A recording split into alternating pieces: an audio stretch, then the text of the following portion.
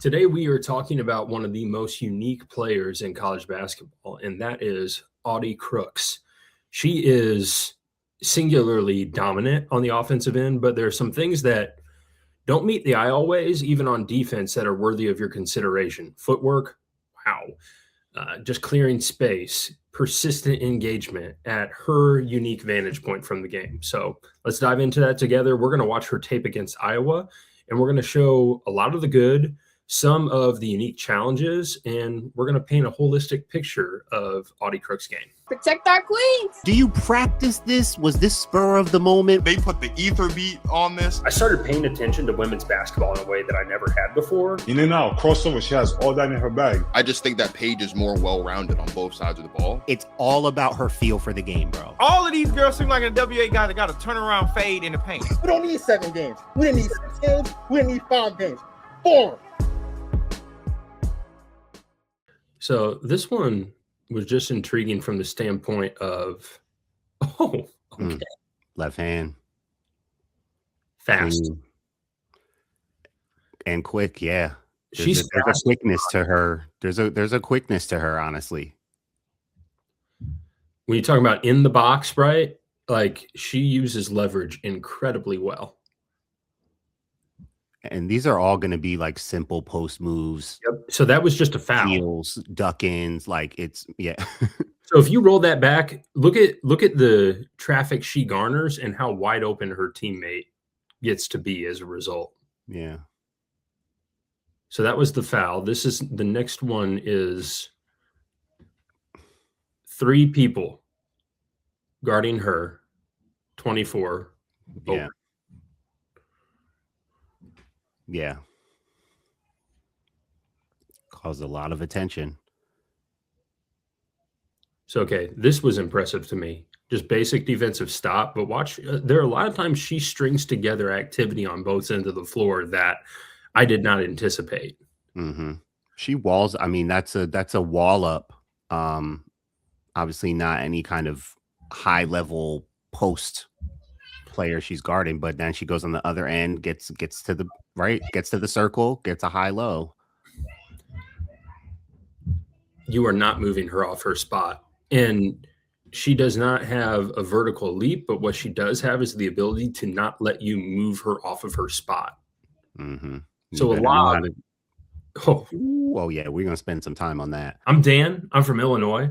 I've got 4 kids, and we love women's sports, specifically women's basketball. We watch it voluntarily and repeatedly. That's why I'm with Basketball Society and Protect Our Queens. Real basketball analysis and real basketball conversations every single week. If you actually love hoops, and I mean all basketball, subscribe to Basketball Society right now. Look at this right foot. That's where I want to go. This is the right foot fade. She usually goes to the fader off the left foot. I know people have been seeing that and like, oh, she's got the fade. The fact that she's doing it off the right foot is a totally different conversation. Uh-huh. And like, look, feathery. Feathery. Yeah. She does have the feathery touch. She does. Look at the high release point, Dan. Like smooth, clean. So this is necessary for both her development from really, really good to elite at the college level, but also this is what sustainability looks like at the professional level. Yeah, and at the pro level, we've got to see her take it. She's going to be taking, I feel like, a lot more like jump shots, like developing more of her, baby jumper game. So this I didn't see a lot in the game, but I was very impressed with just like a basic example of a exit pass right there. That was an example just a moment ago where literally Hayden could not move. Mm-hmm.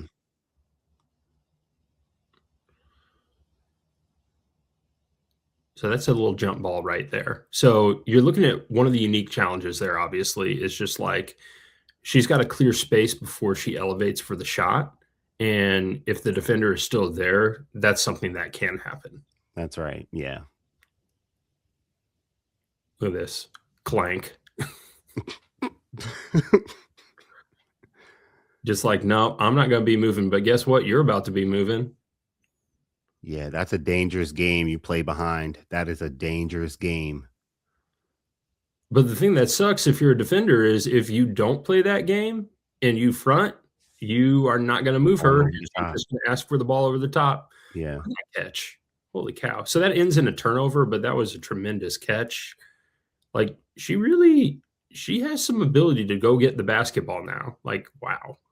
Man, she does her rim running. I mean, she's getting to the front of that rim. You know how I know you actually love basketball? Because you're here looking for real hoops talk, not just hot takes. Here at Basketball Society, we cover men's and women's basketball with the same passion because to us, it's all just hoop. So make sure you tap in with the Basketball Society podcast, the Protect Our Queens podcast, and everything we drop. Hit subscribe because if you love basketball, this is where you belong.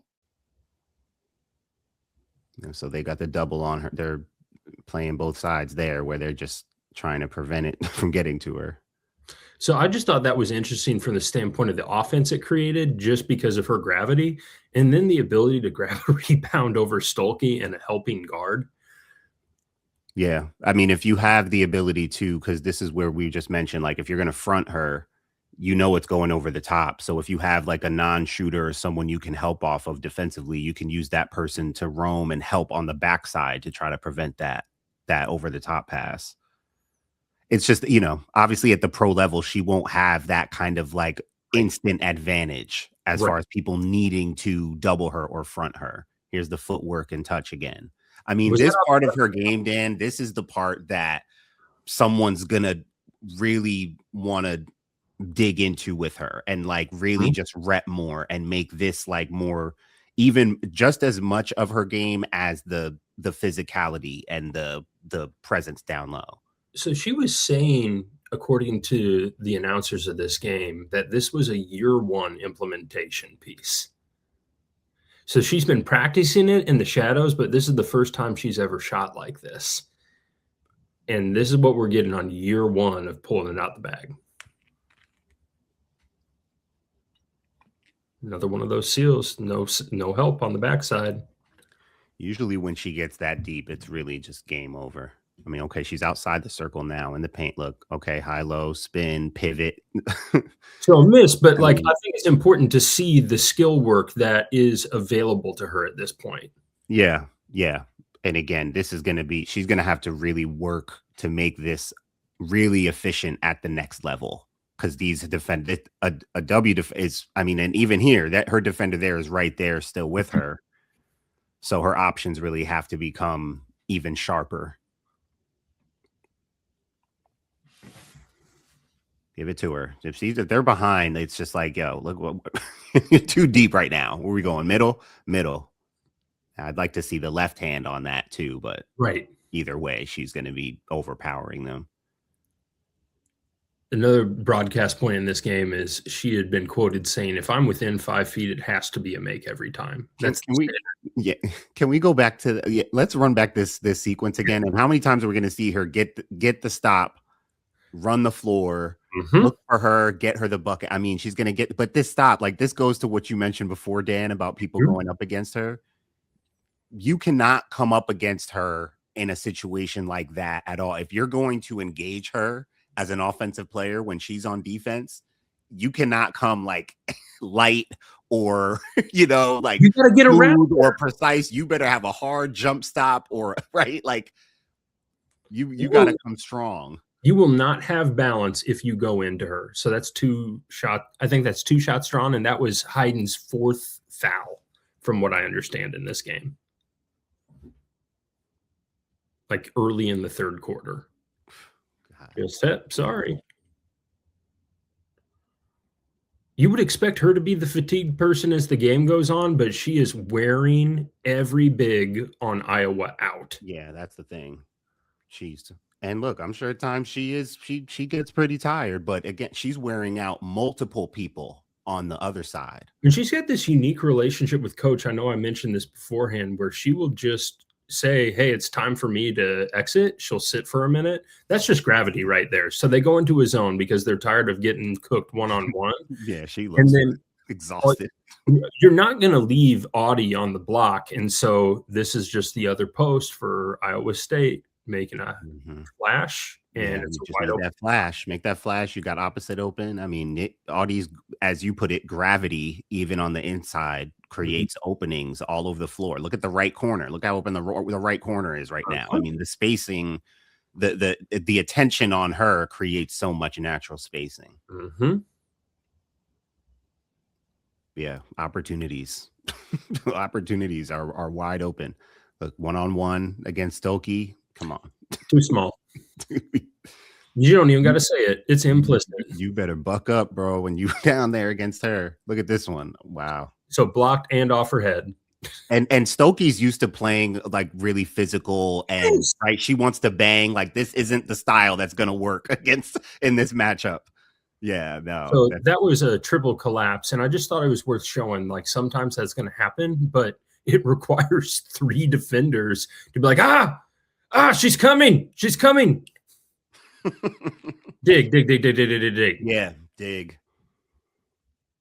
Nope, not gonna work. Not I gonna think, work. I really think defensively she's gonna be able to stay with people in the W. I really do. I think she'll be able to stay with post players. Like her feet really are good. If she's established, right? And she has that chance to just play you straight up. I think she's going to do pretty well defensively. So they called her for a foul for like a in principle 2 hands in the back there, but I was so impressed, like you said, about just like, hey, I'm here. You're gonna have to get around me. This is just a duck in possession. Watch all these duck ins. So this is early fourth, late third. The one you're talking about, yeah. And look at her presence of mind to step outside the paint, knowing her timing. Yeah. And so the point isn't that anything good came of that from the score sheet, but Stolke had to defend for 20 seconds in the post on that possession. Look, can we go back to that, Marcus? Actually, oh, look at her taking the bump. So this was an example of Hayden actually figuring out, okay, I've got to be quick this time. And I wanted to look at these duck-ins again, bro, because let's give love to post players like her who live in the paint, but you can't live in the paint because there's something called 3 seconds. So really good post players have to worry about this. I always gave credit to my post players that I played with of having to navigate. It's just something you have to be mindful of. You can't be in the paint that long. So that's something where her presence of mind of knowing where her feet are, right? She's looking for the high-low here, not there. She's got to step outside. Did we see how she just lightly tapped her 2 feet right outside the paint? Like, let's not look how she just subtly and lightly, because she's here. Look, 1, 2, so boom, just got outside, got right back in. There's the second duck in. Steps outside the paint right now. Look in, maybe I got something. No, just keeping her on my back. Now I'm back in the paint, 2 feet in, nothing. I got to get back out. And that's a time that Stolke has to re-engage that over and over again. So she's having to take the bump and hold position. Like, that's how you get tired. Right. Wearing you out. So this was just an example of speed being used, right? There was nothing dirty there. It was just like, hey, a quick move. So there are some liabilities here, but that's the only time I see this in the entire game. That didn't even look like a bump, Dan. She didn't even look like she hit her on that drive. So that's Stolke's 4th, I want to say, at that point. So now you got your 2 best bigs with 4 fouls, and Crooks just gets to go to work for the rest of the game. Yeah. Wow. This is like a marathon, man, dealing with her all game. Like, God, give credit to her conditioning. Like, whatever you want to say about whatever, like, she's in here wearing people out, getting up and down the floor. That's where I'm like, listen, at her size, I'll say it. Like, I am just impressed at all she's able to do. Yeah, because if you're not paying close attention, you'd be thinking to yourself, oh, how is she able to hang at the end of the game? And it's like, no, it's actually quite the opposite. How are you hanging with her for 40 minutes? Right. And like I mentioned beforehand, she has free range to sub herself out when she's tired. Her coach trusts her. 2 more foul shots drawn right there. And she'll take 60 seconds. She'll be right back in. She does it like 5 or 6 times in a game. I like that she has Jada Williams this year. Good transfer move. What are you noticing that, like, without a granular view, you might not have intuitively understood about Audi Crooks. I think the footwork, I think the shooting touch, the attention to detail, like we just looked at with her knowing where her feet are inside the paint, outside the paint, and just the overall feel. I think that's what we really look at with these breakdowns too, is really looking at the nuances of how these players have certain feels, like a feel for certain kind of things in the game. Olivia with passing, AZ with shooting, Sarah with basketball, like just the feel, just the feel that they have for certain things. And Audi has such a feel for all of these nuances as a post player. And isn't it great to just see someone like work to perfect that art form? Yeah. Right? There's a lot of people who will bemoan like the loss of the traditional post game or the loss of the mid range. There's still people out here showing you that you can get high quality work done. And Audi Crooks is that example when you just look at how quick her post moves are, how resilient that she is with ducking in over and over and over again. Like that is the dream traditional post player right there. Yeah, and she's aggressive, right? I mean, when she catches that ball, it's like I mentioned at one point during the session, she doesn't take too many dribbles.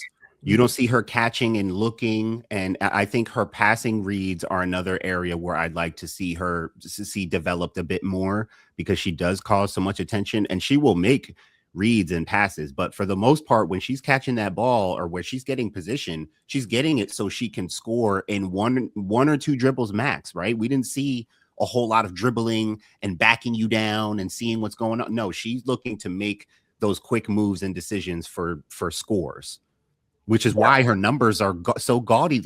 She's got gaudy numbers this season. Well, and you might look at that and say, oh, she moves quick because of her size, and it's not like she's going to be able to put 3 or 4 dribbles on the ground.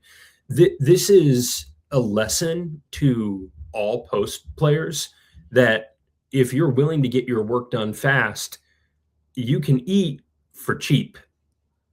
You can, and it's valuable. It's like in the same way that you have someone who's a release valve with like the mid-range shot at the end of the shot clock, she can be that on the block. For sure. It's really impressive to me. Now, they're coming off of 4 straight losses at this recording, and there's some things that they need to figure out collectively.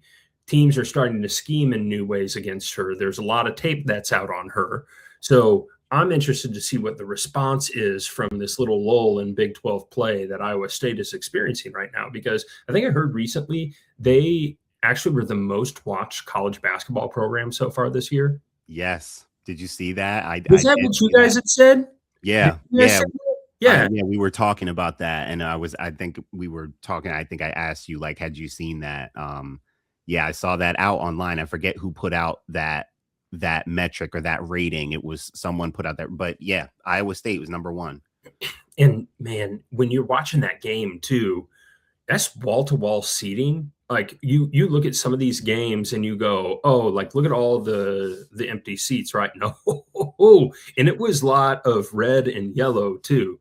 Like, yeah, there's some deep engagement with the game there that I know it can be exhausting on some levels when you get the bad faith actors, but there are people who are just loving good hoop there and are supporting multiple high-level Division I programs at that level in the state of Iowa.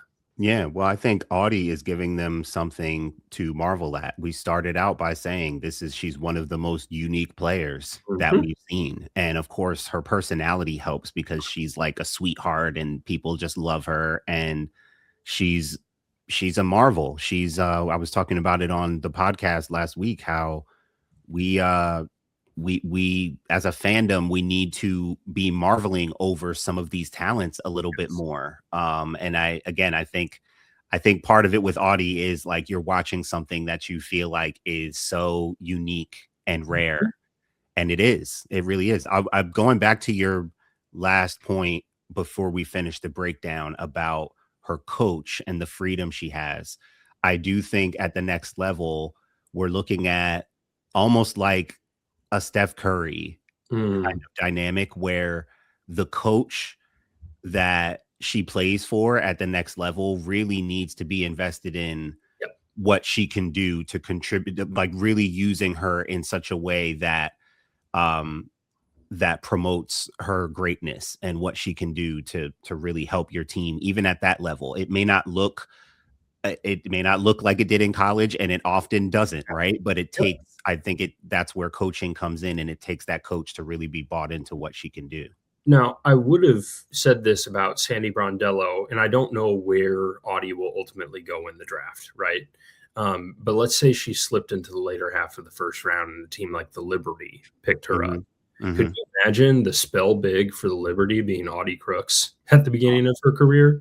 Like, that's the type of thing that I think would be a good way to orient her to the pro game, is to say, hey, like, we're going to put Tosh Cloud, Sabrina Ionescu, and Brianna Stewart around you, or Jonquel Jones. We're going to stretch the floor, allow you to cook the way that you do for 15 minutes a game, and let's build out your game from there. Like, she could be like 6th player of the year type of potential, is the way that I look at a situation like that. I'm totally with you on that. And because there are so many talented and versatile and unique bigs in the league, she has a good chance of going somewhere where there's a big that she can kind of play off of or learn from, or adapt her game from. So that'll be interesting too, to see who she's able to learn from when she, depending on what team she goes to. Does she have an unrivaled contract too? She does. She's going to be an unrivaled. Yep, she'll be unrivaled. So that's going to be awesome too. That's going to be awesome. She'll be incredible in that setting. Incredible. There's no weak side. Good night. What? Hey, we're talking about one-on-one. You're talking about matchups, bro. There ain't no backside help on that. I would love to one-on-one. I would love to see the game where she and Dom Malonga go head to head. Oh, wow. And look, that's going to be, again, a good test for her, and a good experience for her to be with the conditioning of that format, with the athleticism, players like Malonga in that format. It really tests you because they're ready to go up and down. So that's really going to be good for her in a lot of ways. Thank you for taking the time to watch that video. They're a lot of fun to do. Subscribe to Basketball Society now for more breakdown footage just like that.